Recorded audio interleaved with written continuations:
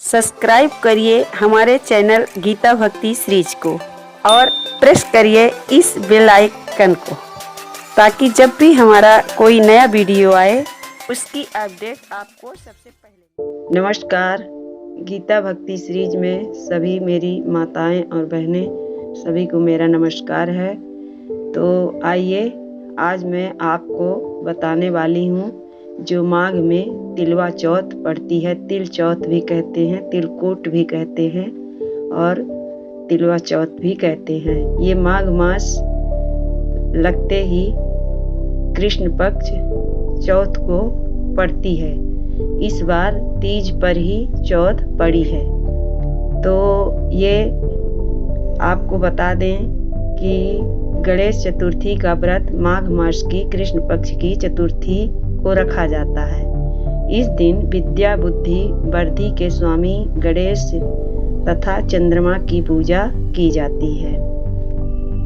नैवेद्य में आप क्या क्या चढ़ा सकते हैं? नैवेद्य में सामग्री तिल, ईख, अमरूद, गुड़ तथा घी से चंद्रमा व गणेश जी को भोग लगाया जाता है।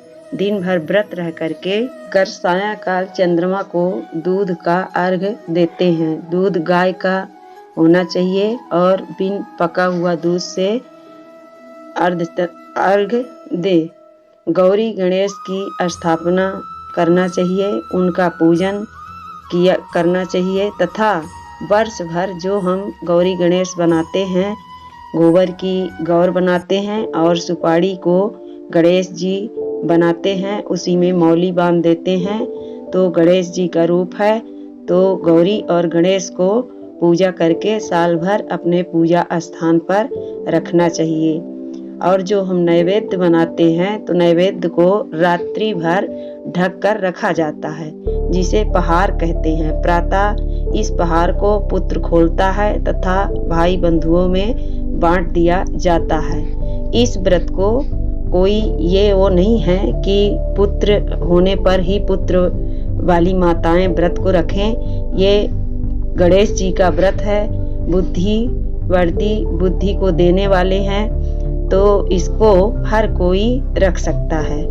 इसलिए कि हर पूजा में सबसे पहले गणेश जी की ही पूजा की जाती है और गणेश जी ही सर्वप्रथम बुद्धि को देने वाले हैं, तो हर कोई भी इस व्रत को रख सकता है। इसमें निराजली और फलाहार का कोई विशेष वो नहीं है। आप चाहें तो निराजल रहें, आपके ऊपर है, रह सकते हैं तो, यदि नहीं रह सकते हैं तो आप फलाहार भी लेकर के इस व्रत को रख सकते हैं। ये अपने ऊपर डिपेंड करता है, अपने ऊपर निर्भर करता है। तो इस तरह से आज आपको मैं बता रही हूँ कि क्या क्या चीज़ भगवान को चढ़ाना चाहिए। तिली को धो लेना चाहिए, धोने के बाद धूप में थोड़ा सा सुखा देना है।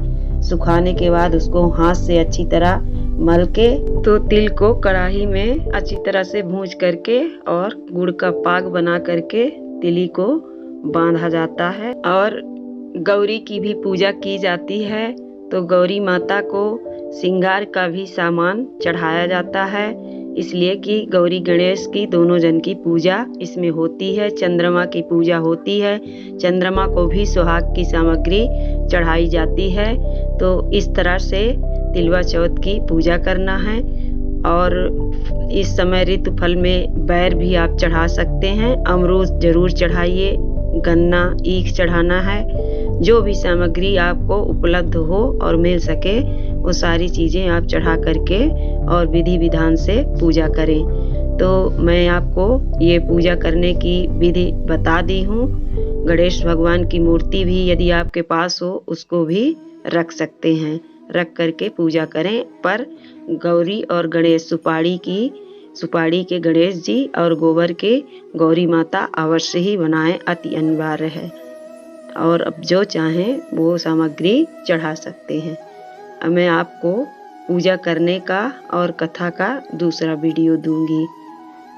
तो ये मेरा तिल चौथ का वीडियो यदि पसंद आए तो लाइक करिए, शेयर करिए और हमारे चैनल को सब्सक्राइब करना बिल्कुल भी मत भूलिए। नमस्कार।